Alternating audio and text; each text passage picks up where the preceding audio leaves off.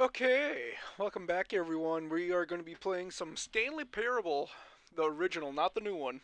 I didn't get the new one, not yet. The end is never, the end is never, the end is never, the end is loading.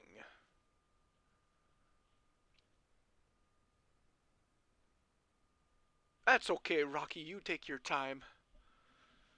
You could show him who's boss later. Okay, maybe it's not loading. What is it doing? Game? Is it... Huh? I'm just hoping that the controller works, because I don't know if it does or not. Oh, it thought about it.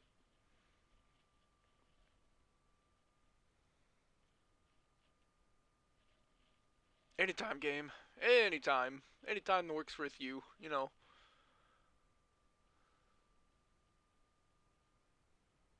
Uh,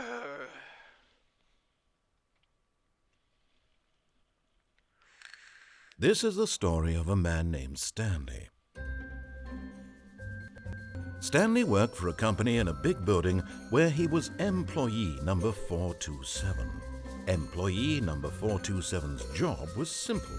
He sat at his desk in room 427 and he pushed buttons on a keyboard.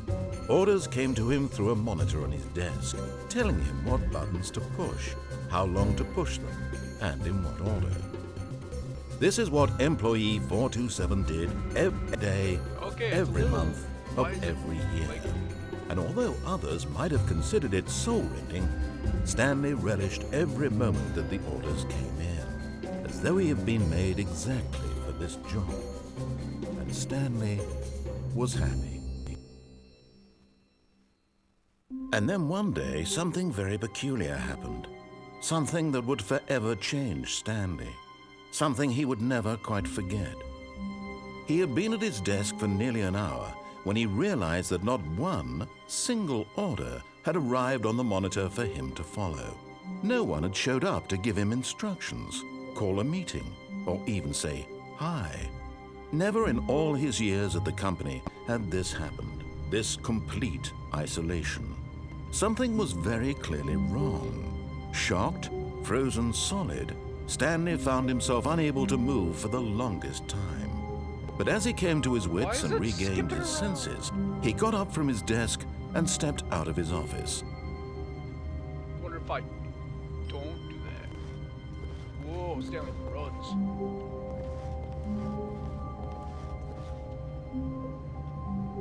I can crouch.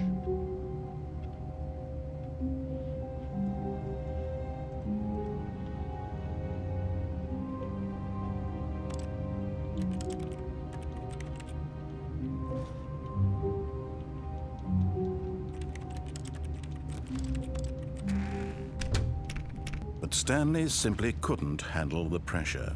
What if he had to make a decision? What if a crucial outcome fell under his responsibility? He had never been trained for that. No. This couldn't go any way except badly. The thing to do now, Stanley thought to himself, is to wait. Nothing will hurt me. Nothing will break me. In here I can be happy forever. I will be happy.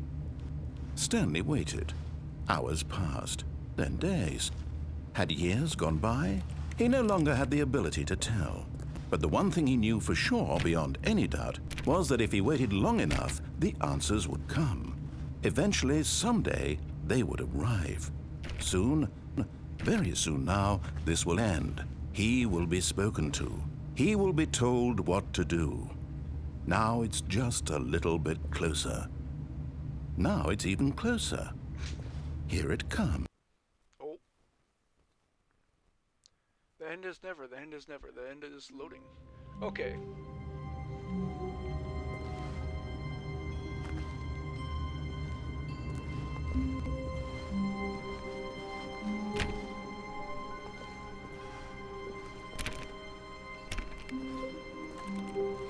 All of his co-workers were gone.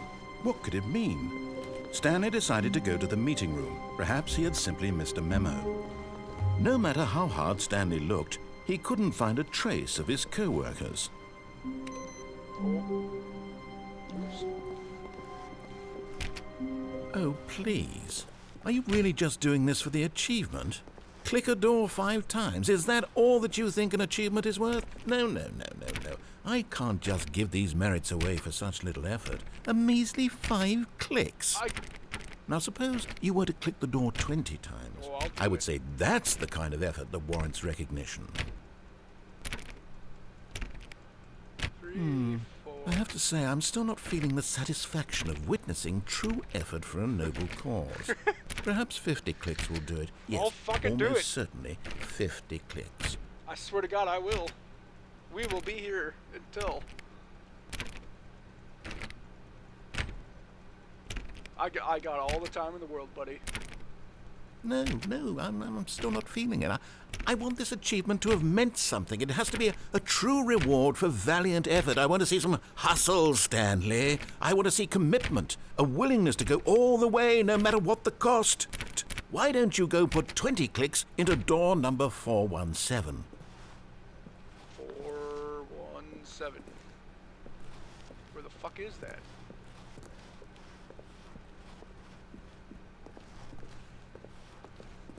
Where is 417?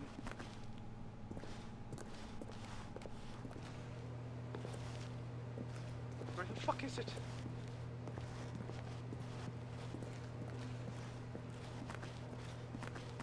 Four 117. Oh, great. Now, go click a few times on door 437. 437. Back this way?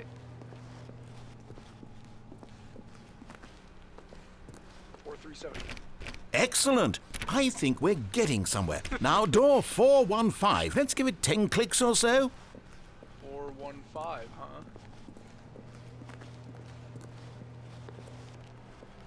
415. Now, back to door number 437. Okay.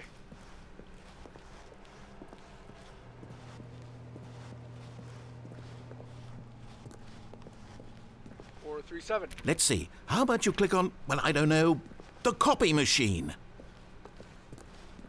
All right, back to room 417. I'm really feeling it now. I think we're getting somewhere. 417. Oh, this is kind of fun. Okay, now go climb on employee 419's desk. 419, 419, 419. Oh no. Oh.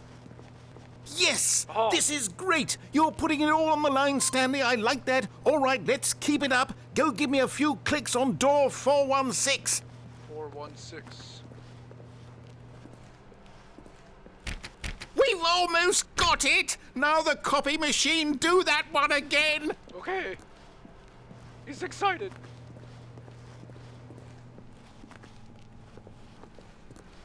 Finish it off, Stanley! 5 clicks on door 430!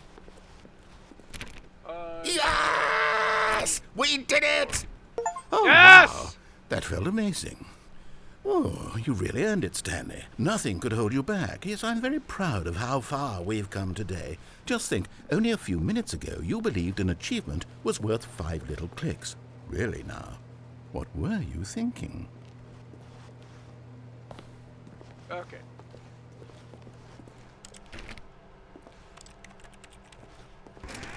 Oh.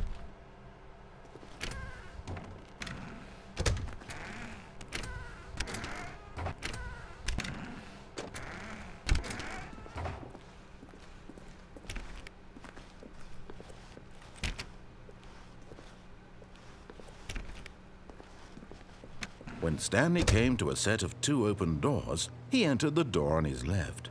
I don't feel like it. This was not the correct way to the meeting room, and Stanley knew it perfectly well. Perhaps he wanted to stop by the employee lounge first, just to admire it. Yeah, you never know. I hear all the doors literally locked. Yes, truly a room worth admiring. It had really been worth the detour after all, just to spend a few moments here in this immaculate, beautifully constructed room. Stanley simply stood here, drinking it all in.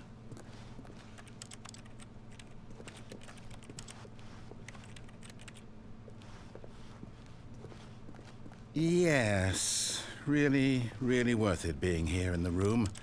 A room so utterly captivating that even though all your co-workers have mysteriously vanished, here you sit looking at these chairs and some paintings. Yes. Really worth it. I'm glad you agree. You know what? It's all about the finer things in life. At this point, Stanley's obsession with this room bordered on creepy and reflected poorly on his overall personality. I don't It's give a possible that this is why everyone left. I'm going to stay in here a little bit longer. Stanley sat around waiting for more dialogue, but when a long time had passed and there was no more, he decided that the game was trying to send him a message. Really? Because he just gave me more dialogue. I'll wait. That's alright.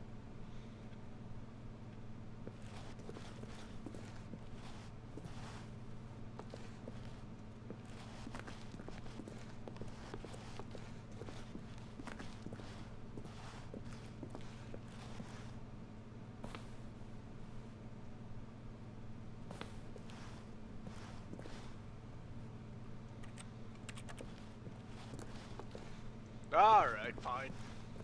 But at last, he'd had enough of the amazing room and took the first open door on his left to get back to business.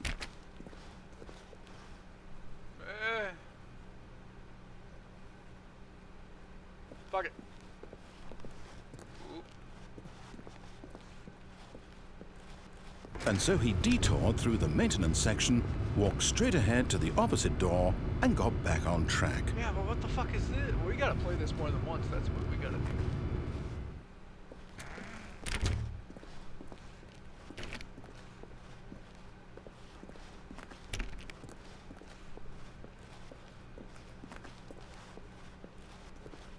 Yet there was not a single person here either. Talk less. Feeling a wave of disbelief, Stanley All the decided to time, go every up day. to his boss's office, hoping he might find an answer there.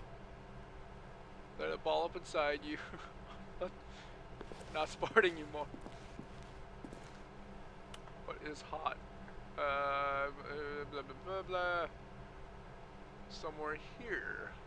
Colored in segment stripes. Required more secondary research. We have our new product. Graphs about things and money.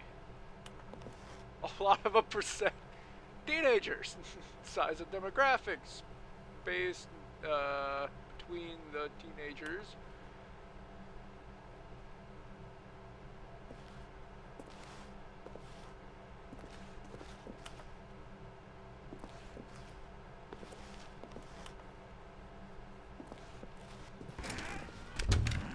Whoa. Stanley stepped into the broom closet, but there was nothing here, so he turned around and got back on track. Oh. I'll play your game. There was nothing here. No choice to make, no path to follow, just an empty broom closet. No reason to still be here.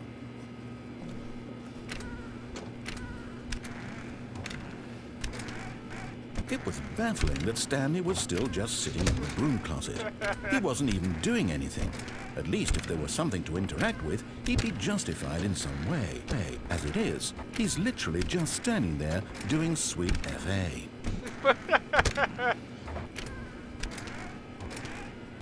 I'll play with this door. Are you really still in the broom closet? Maybe. Standing around doing nothing? Maybe. Why?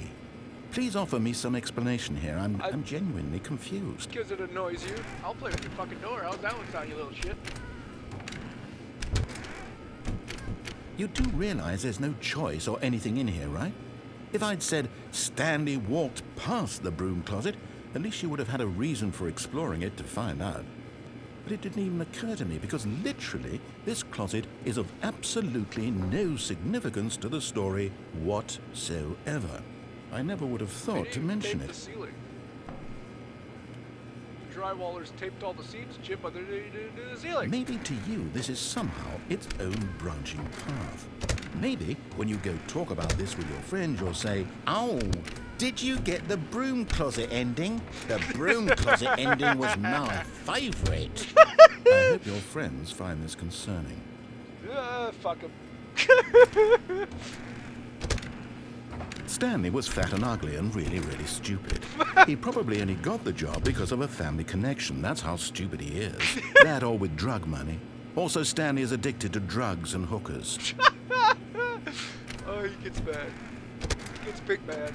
Well, I've come to a very definite conclusion about what's going on right now. You're dead. You got to this broom closet, explored it a bit, and were just about to leave because there's nothing here, when a physical malady of some sort shut down your central nervous system and you collapsed on the keyboard. Well, in a situation like this, the responsible thing is to alert someone nearby so as to ensure that your body is taken care of before it begins to decompose. Hello? Anyone who happens to be nearby? The person at this computer is dead. He or she has fallen prey to any number of your countless human physiological vulnerabilities. It's indicative of the long-term sustainability of your species. Please remove their corpse from the area and instruct another human to take their place at the computer, making sure they understand basic first-person video game mechanics and filling them in on the history of narrative tropes in video gaming, so that the irony and insightful commentary of this game is not lost on them. All right, when you've done that, just step out into the hallway. Yeah, I'll think about that.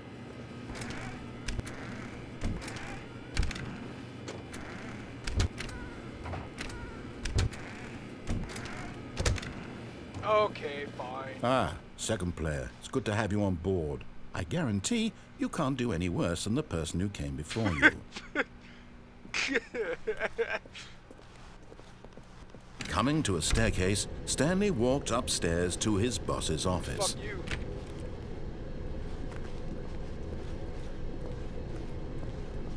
Red ominous light. But Stanley just couldn't do it. He considered the possibility of facing his boss, admitting he had left his post during work hours. He might be fired for that. And in such a competitive economy, why had he taken that risk? All because he believed everyone had vanished? His boss would think he was crazy. And then something occurred to Stanley. Maybe, he thought to himself, maybe I am crazy. All of my co-workers blinking mysteriously out of existence in a single moment for no reason at all. None of it made any logical sense. And as Stanley pondered this, he began to make other strange observations. For example, why couldn't he see his feet when he looked down? Why did doors close automatically behind him wherever he went? And for that matter, these rooms were starting to look pretty familiar. Were they simply repeating? No, Stanley said to himself, this is all too strange. This can't be real. And at last, he came to the conclusion that had been on the tip of his tongue. He just hadn't found the words for it. I'm dreaming, he yelled. This is all a dream. Oh, what a relief Stanley felt to have finally found an answer, an explanation. His co-workers weren't actually gone. He wasn't going to lose his job. He wasn't crazy after all. And he thought to himself, I suppose I'll wake up soon. I'll have to go back to my boring real-life job pushing buttons. I may as well enjoy this while I'm still lucid.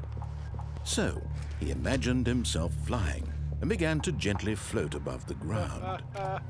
Then he imagined himself soaring through space on a magical starfield, and it too appeared. It was so much fun, and Stanley marveled that he had still not woken up.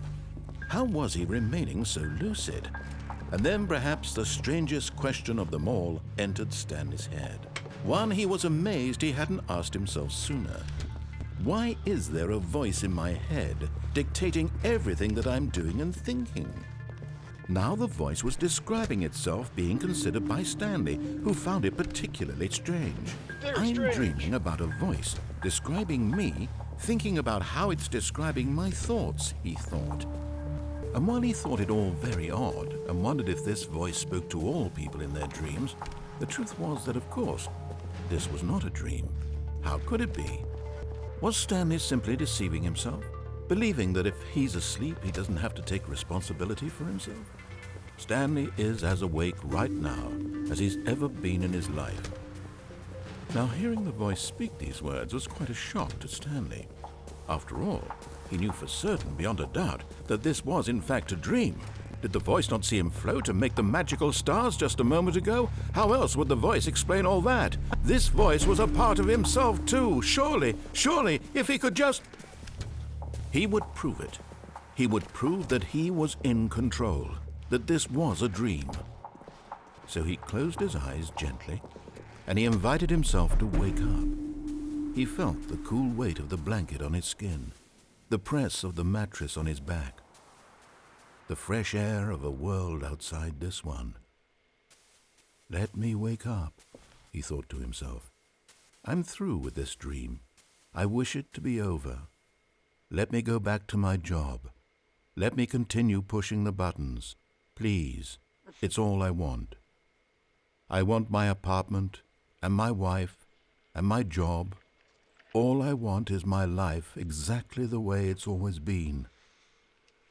My life is normal. I am normal. Everything will be fine. I am okay. Uh-oh. Stanley began screaming. Please, someone, wake me up. My name is Stanley. I have a boss. I have an office. I am real. Please, just someone tell me I am real. I must be real. I must be. Can anyone hear my voice? Who am I? Who am I? And everything went black. Oh.